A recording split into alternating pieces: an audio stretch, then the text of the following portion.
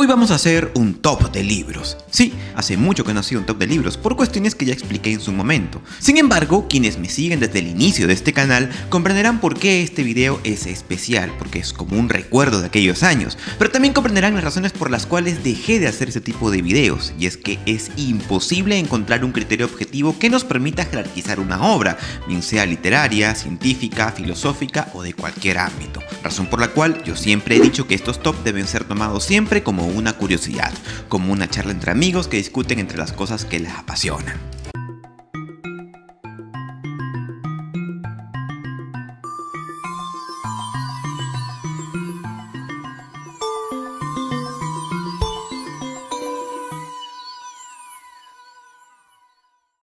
En esta oportunidad hablaremos de libros de filosofía que han cambiado al mundo. Ojo con esto, porque no son libros elementales, y aunque creo que todo estudiante de filosofía debería leerlos por lo menos una vez en su vida, no resultarían útiles para quienes los consideren su primer acercamiento a la filosofía, pues pueden resultar densos e incomprensibles. Lo ideal en ese caso sería primero tomar un libro manual o un diccionario sobre filosofía para tener una idea general y luego recién ir a la obra capitular.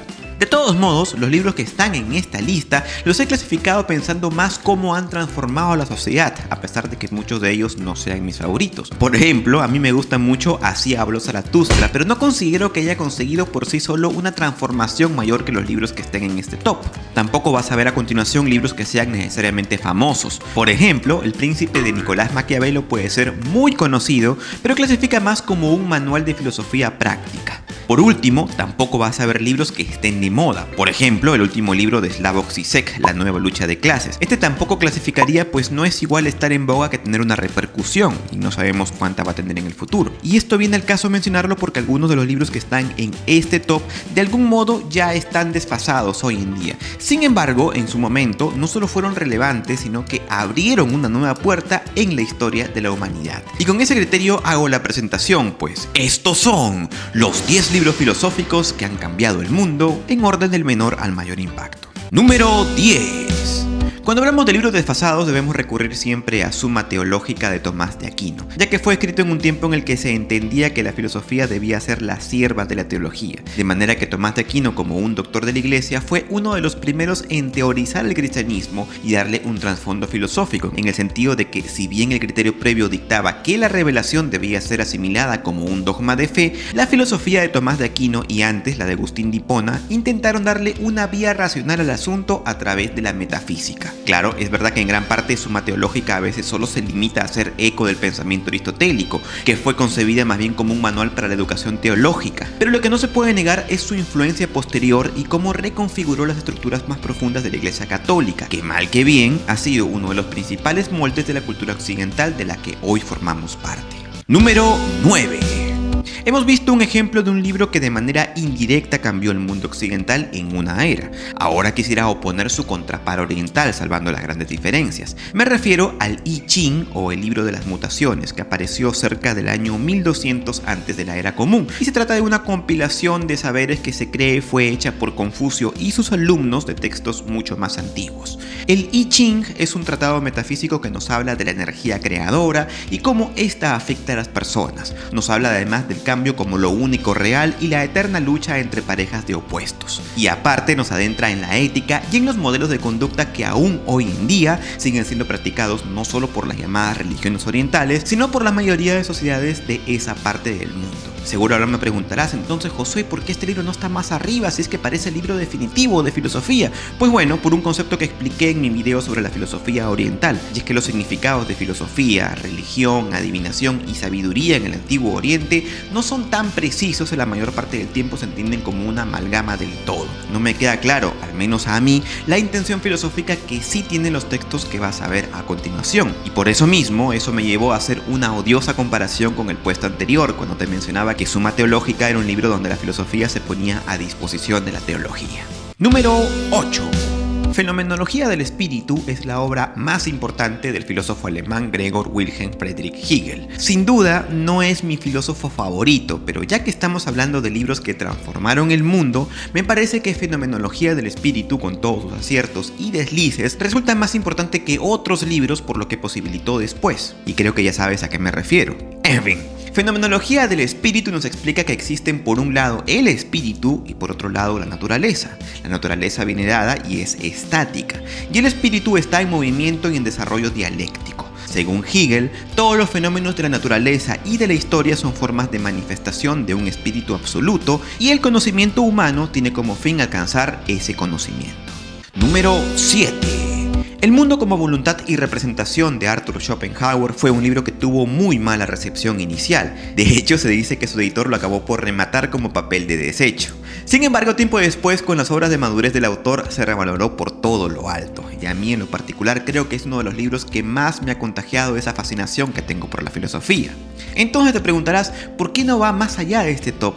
Porque creo que a pesar de que he tenido una notable influencia en pensadores como Freud, Nietzsche, Popper o Cioran, es una obra sui generis, atípica. Atípica porque abre una nueva línea del pensamiento, es original, pero no ha tenido todo el empuje transformador para modelar toda una sociedad o una era, o quizás no ha llegado su momento aún.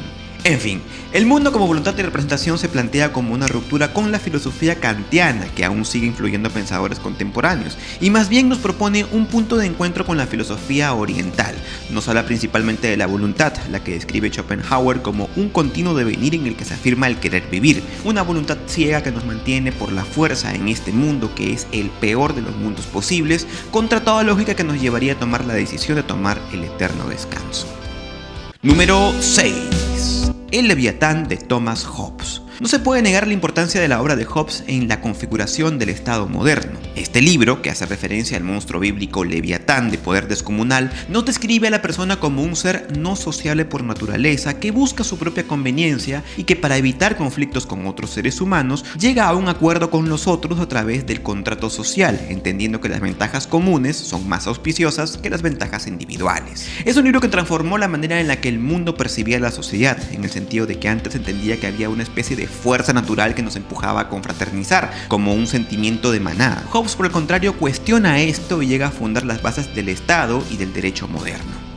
Número 5.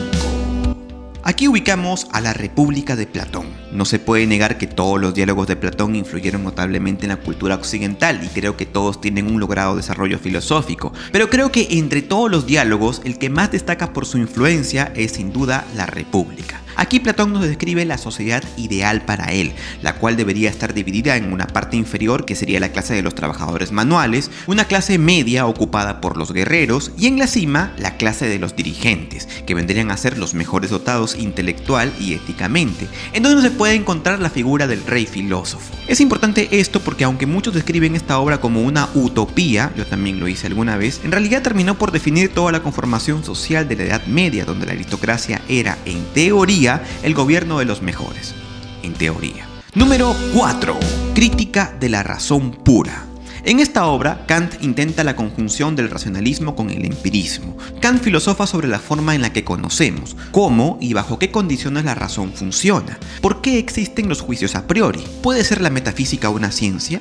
Así como una verdad se manifiesta de forma clara en la ciencia, también puede manifestarse de esa misma manera en la filosofía. Es importante esta obra de Kant porque nos abre una nueva dimensión en el entendimiento, inaugurando una etapa filosófica conocida como el idealismo alemán, donde la realidad no se manifiesta tal cual sino a través de fenómenos, y por lo tanto lo que entendemos de la realidad es solo una idea de la misma. Bien, antes de pasar a los 3 primeros puestos quiero hacer un bonus track y referirme a Aristóteles, que transformó todas las áreas del conocimiento que abordó a tal punto que incluso el día de hoy, en cualquier materia que estudies, bien sea filosofía, psicología, derecho, ciencias, política, literatura, lo que sea, siempre va a haber un capítulo destinado a Aristóteles. Así que antes de continuar con lo que se viene, quería superponer a Summa Teológica la Ética a Nicómaco, que es el primer tratado sistemático de ética, con el perdón de Platón, que la abordaba de manera dialógica. Y es que en Ética a Nicómaco, entre muchas otras cuestiones, destaco el concepto del bien que está asociado al de la felicidad, siendo la felicidad no un fin, sino una acción que se realiza. Considero que esta obra es importante porque es la génesis del estudio de la ética en la cultura occidental, tal punto que sin esta obra, Summa Teológica y lo que entendemos como moral cristiana no existiría como tal. Número 3. El Capital.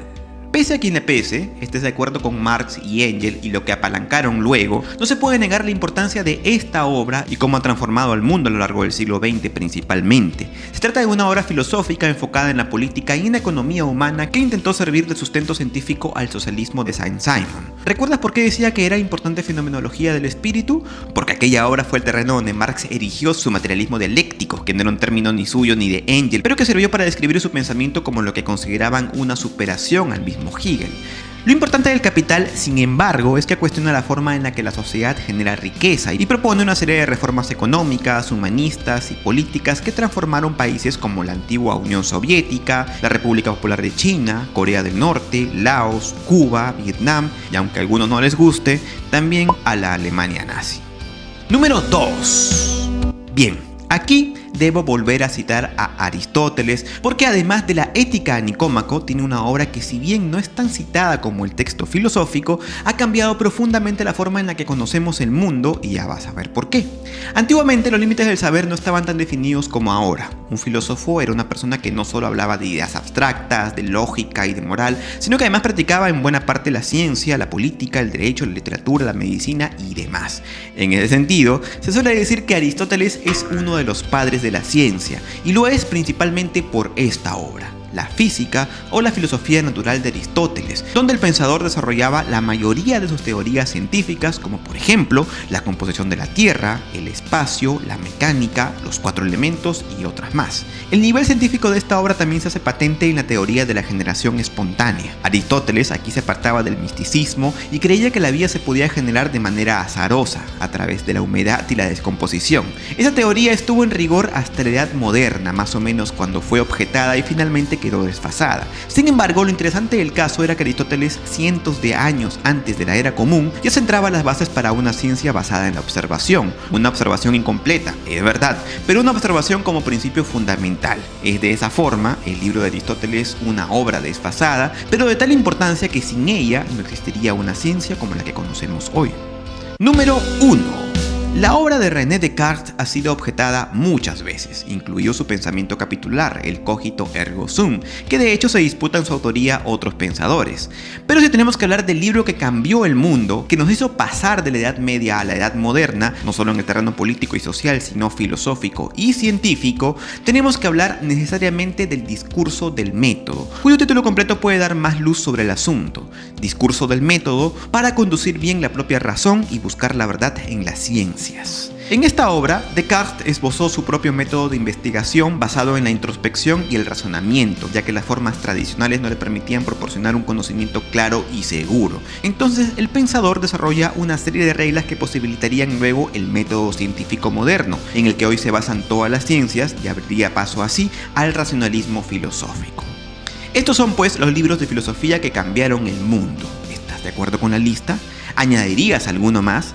Si es así, espero tus comentarios debajo de la descripción, y si te gustó este video, te invito a suscribirte a mi canal o a seguirme por las redes sociales. De momento se despide de ti tu amigo Josué, y espero verte en una muy próxima oportunidad. Per aspera ad astra.